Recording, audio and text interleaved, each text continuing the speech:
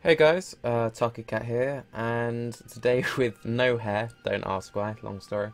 And I'm going to be bringing you a Brewmaster tanking guide. With patch 6.2.3 just around the corner, a lot of people who weren't that interested in raiding suddenly really want that moose. And also for people who are just struggling and want a lot more help, this is kind of catered to you. So first I'm going to go over the talents, then stats, then trinkets and general playstyle and tips and tricks for each boss. So let's start with the talents. Now I'm assuming that most of you have a base understanding of how Brewmaster works, and this video is basically going to be helping you master your brew and just basically become better at the game, hopefully. If you have any more questions though, just leave them in the comments. I'll answer as best I can. If you want further gameplay, I'll get to it. So let's just start with the talents. First tier, pretty much take whatever you want. I genuinely run with Tiger's Lust most of the time. The reason why I like Tiger's Lust is that you can give it to other players, and that's pretty crucial for certain encounters, right? If someone needs to quickly get out of them, give them Tiger's Lust, pretty much fine. Although anything in this tier is fine, and just do whatever you want. Second tier, again, there is a best and there is a worst. This changes somewhat on a fight-by-fight basis. If you don't know what you're doing and you just want a button to press, Chi Wave. It's not that great though. Zen Sphere is the best if you have proper uptime. One thing that most people don't know about Zen Sphere, somehow, is that you can have it on two different targets. A lot of people seem to mess this up for some reason. They take talent and they don't know it. So, make a macro, keep it on yourself in the off tank. That's it, really face roll. Alternatively, Chi Burst. Now, some fights where Chi Burst is better than Zen Sphere would be stuff like Iskar or Cormoc Hands. If you just need more burst AoE because for whatever reason your group can't get stuff done, go Chi Burst. Another thing you can do is on fights like Hellfire Council, if you make sure that you line your group up properly and before the raid get your range to stand in certain places, you can Chi Burst, spam heal the entire raid really strong. I personally like the control of Chi Burst, and since I'm the raid leader, I can basically dictate where my raid stands, and we get a bit more use out of it. But otherwise, you want to be running with Zen Sphere, and again, if you don't know what you're doing, go with Chi Wave. This third tier is pretty much set and forget, except for one or two encounters. Power Strikes is basically the go-to. It gives you more chi. Having more chi is good. A lot of people like to run Ascension, and in all honesty, it's not really needed. Power Strikes in nearly every single case will be better unless you have a very specific gear setup. The fights where you want Chi Brew is where you need active mitigation. Elusive Brew is our active mitigation, our only active mitigation. Guard doesn't count as active mitigation. Some people think it does. Trust me, it doesn't work. So let's say that you're tanking Kilrog and he's going to do Shred Armor. You press Elusive Brew, you don't get hit by Shred Armor. If you press Guard, you get hit and you get a nasty debuff. Same thing with Mana Off. So for Kilrog, if you're on the boss, you want to run with Chi Brew, just because Elusive Brew is generated through crits. Unless you have a very high crit chance, RNG is RNG and you might get screwed over. Again, on Mana Off, you need to Elusive Brew the Glaive combos. You can just pray, but for the safety, run with Chi Brew. It's really, really good talent, and I always run it for those two fights. Pretty straightforward, 2 charges, press it once, press it again, that's that. So, you know, out of these, either Chi Brew or Power Strikes, depending on the fight. 60 tier, a lot of people say this is a useless tier. It's really not. I pretty much always run with Leg Sweep. You can run Charging Ox Wave, but in Hellfire Citadel it's not needed. For stuff like challenge modes, however, Ox Wave can be better because it has lower cooldown, and it means that you can chain stun packs. So actually Ox Wave is pretty good for challenge modes. Maybe Mythic 5-mans also, but they're pretty face roll. But again, if you're struggling, play around with Charging Ox Wave. Leg Sweep, however, is amazing for Zul'Harok, and again, Charging Ox Wave is pretty good for that. If you've got a DK, you can Gore Fiend the Imp, so they're nicely stacked up, Ox Wave, and you can do it more often. If you don't have a DK, use Leg Sweep because you'll more consistently get the stuns off. Basically, makes trash packs easier, and it makes Zul'Harok a lot easier. Make sure you're using Leg Sweep. Coordinate it with the other stuns as well, because I've had a few times where I've run with multiple monks and we all leg sweep the same pack and we feel kind of stupid. The 75 tier, again, there is the I don't really know what I'm doing option. In that case, just run with healing elixirs all the time. It's a passive effect. It will always be helpful. Both Dampen Harm and Diffuse Magic, again, they kind of cater different things. If there's a big magical hit, Diffuse Magic's really strong, right? So specific encounters where you'd want to run Diffuse Magic is if you're struggling on Iron Reaver in either Heroic and Mythic and Artillery's hitting you for too much. Run Diffuse Magic, you get hit for like nothing on Artillery. You can also use it on Zul'Harok if you're tanking the first add, which does Fellblaze Flurry, which is just basically a nasty AoE hit, right?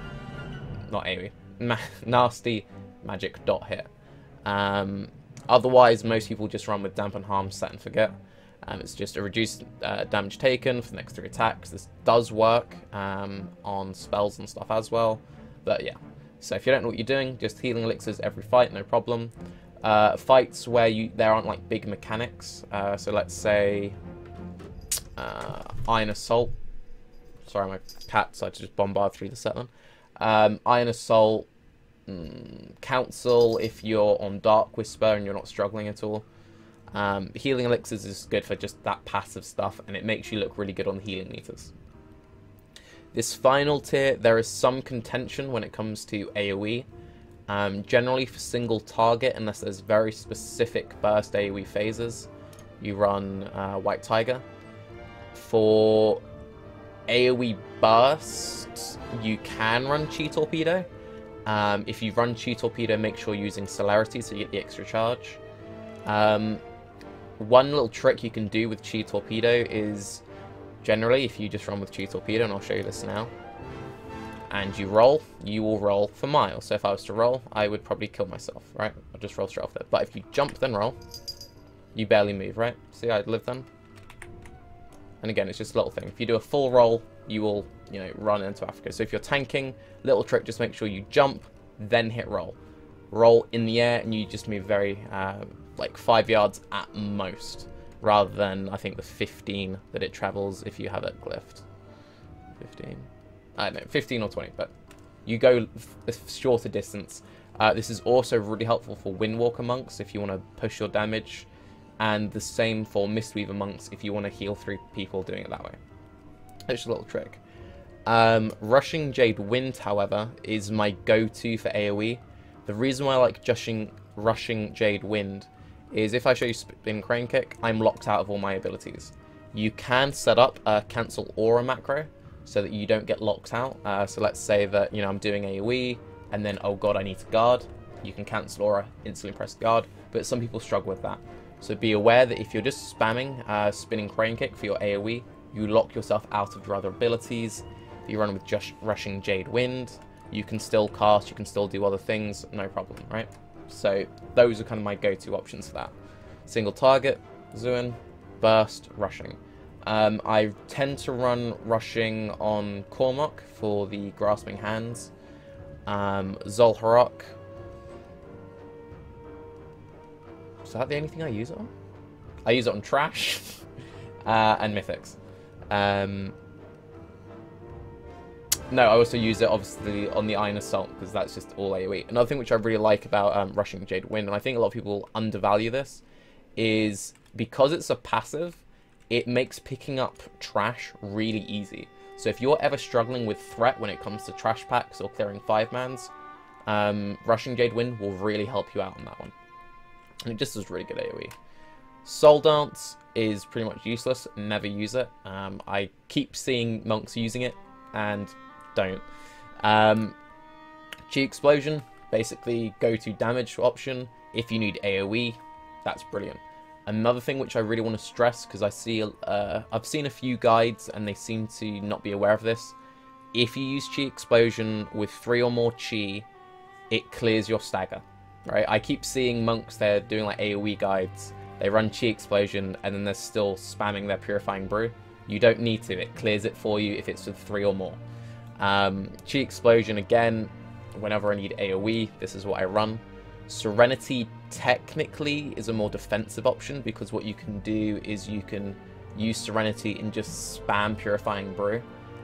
Otherwise, what you can do, and a lot of people like to do this, is they Serenity on the pull, and they just spam Blackout Kick, and they get about 40-60 seconds worth of parry. Yeah. Generally, single target Serenity, AoE Chi Explosion, that's pretty much that, and you sort of just run with those talents, swapping them out here and there. Now onto the Glyphs.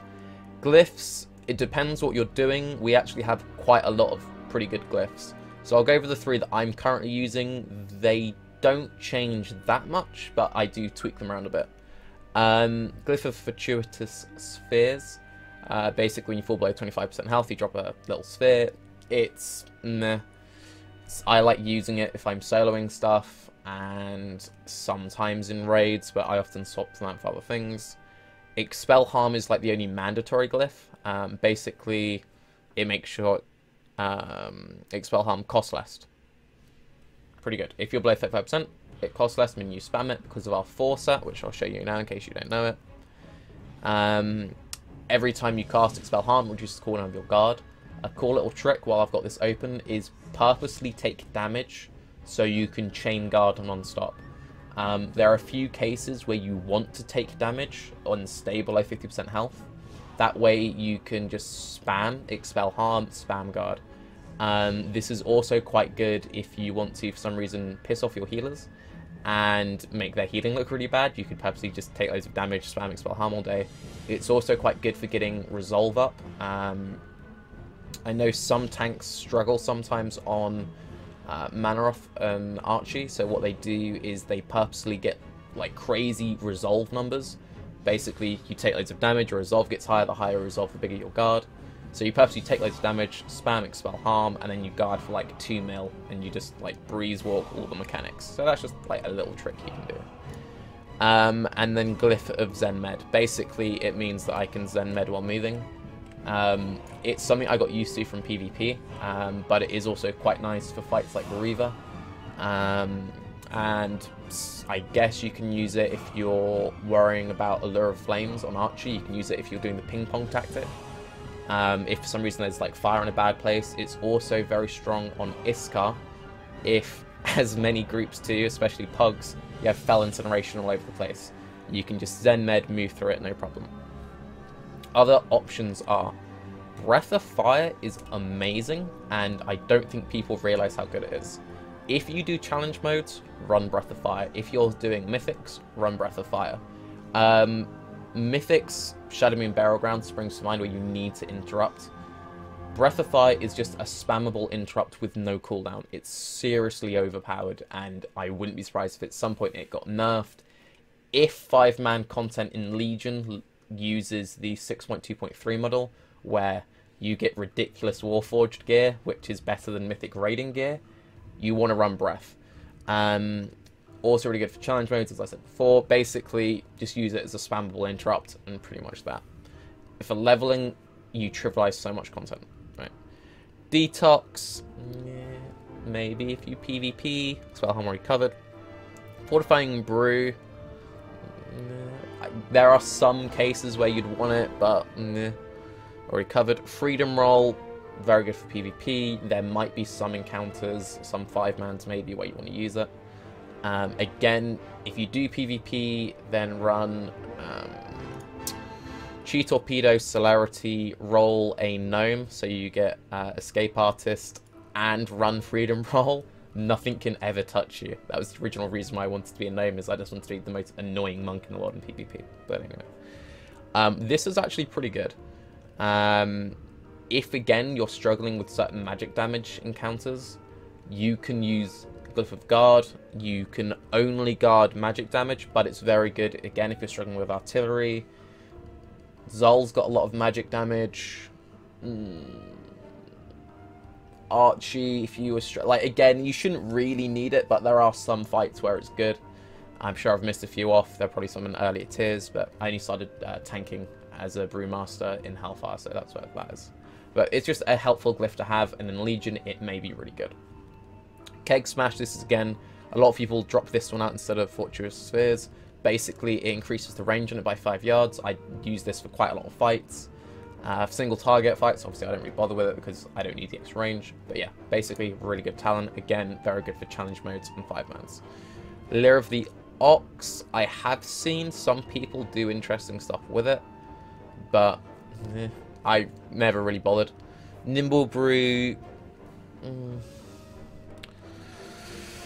Paralysis, again, PvP, some trash packs are helpful with it, wouldn't really bother about it. Rapid Rolling, again, if you're soloing old content, I tend to use this a lot just because it makes you go slightly further, making runs quicker. Other than that, pretty much that, for Brewmaster that is. So those are the glyphs. So just to quickly recap, use these 3, sometimes use Breath, sometimes use Freedom Roll, sometimes use Guard and Keg Smash. Those are like your main 2. Next, and this is kind of a point of contention with quite a lot of tanks in the tank community, I kind of want to cover mitigation versus damage. If you want to just mitigate damage, your best stats are Mastery and Crit, with some multi-strike for other things. But basically what Mastery does, and I'll show you it here, I run a purposely low amount of Mastery before I start getting raged at. It increases your stagger amount and it increases your attack power. So pretty good, right? Stagger isn't that great at the moment, so nah. Also, Mastery is worthless for Mistweaver, which is Healing Monks, and it's pretty bad for Windwalker. If you're one of those people who are going Brewmaster as off-spec and you don't have loads of gear running around, don't stack Mastery, because if you haven't got that much gear, and let's say that you're using, maybe you're sharing some rings or something with your Windwalker spec, don't enchant them for Mastery, because if you do that, you'll make your Windwalker spec worse, if that makes sense. And again, for all your other pieces, just kind of keep that in mind. If you're not playing Brewmaster unless it's absolutely needed, kind of ignore Mastery.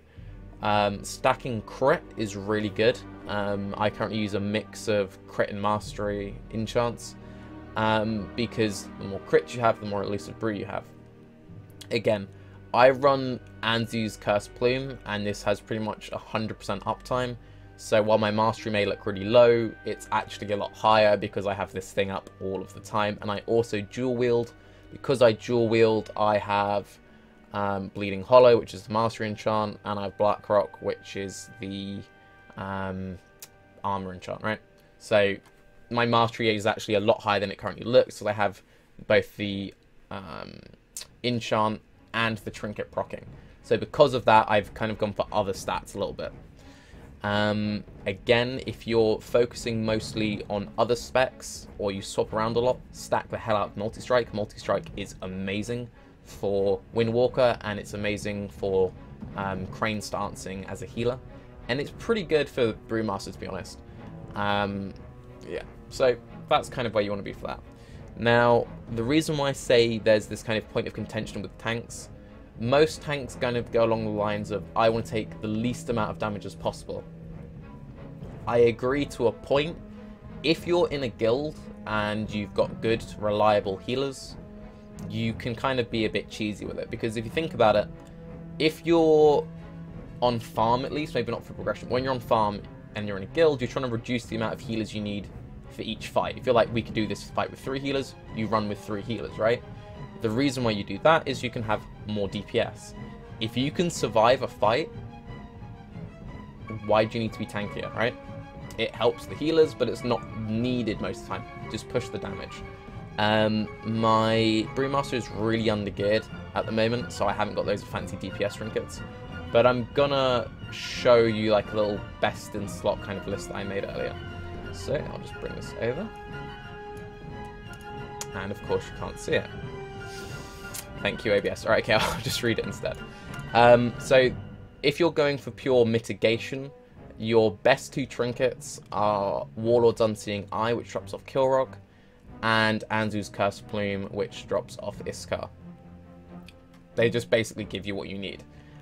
Cursed Plume gives you bonus armor, gives you Mastery. Mastery is the best defensive stat.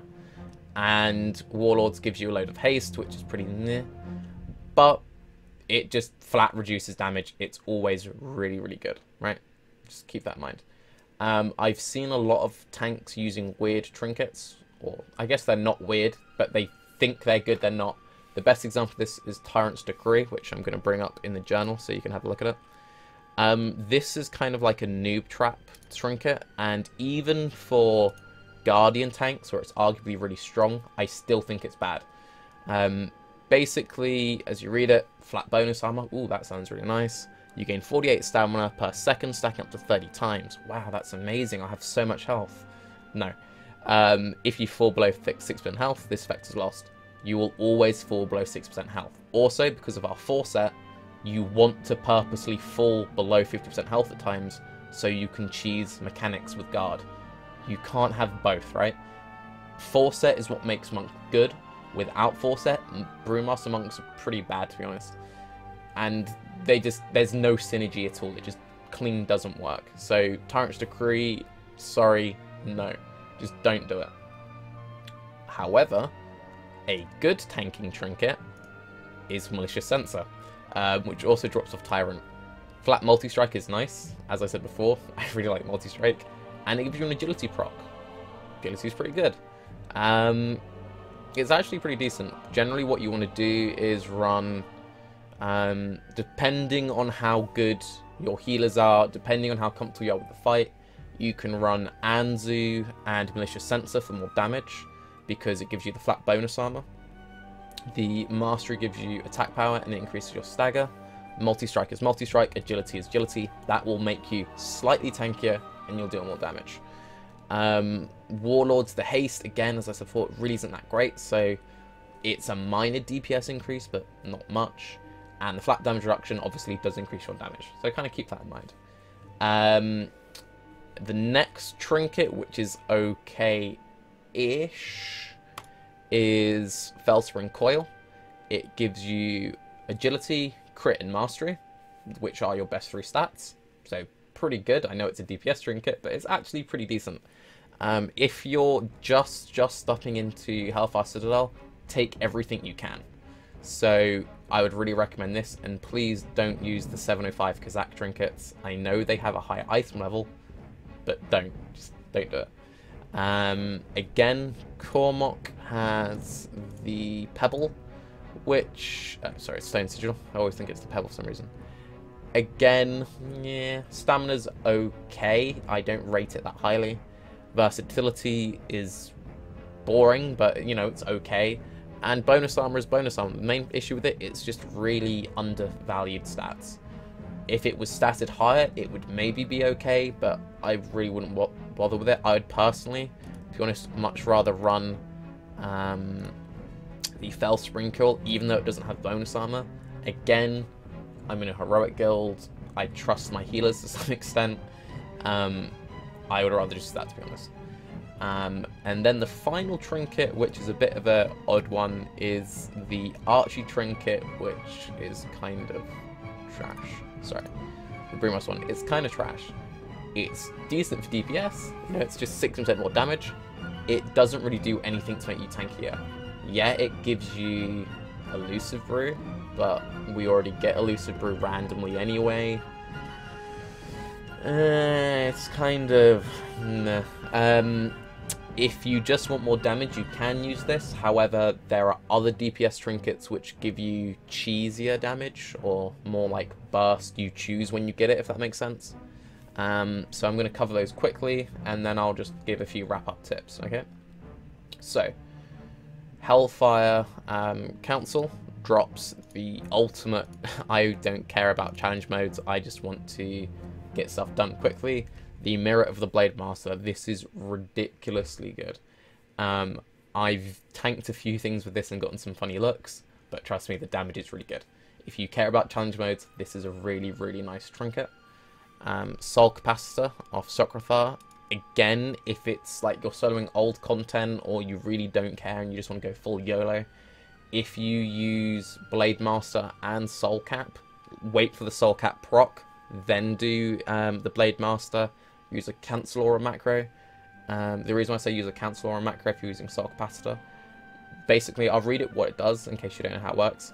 Your melee attacks have a chance to trigger Spirit Shift for 10 seconds. While a spirit, your damage dealt is stored up. When this effect ends, you explode back into blah blah blah, dealing loads of damage, split evenly.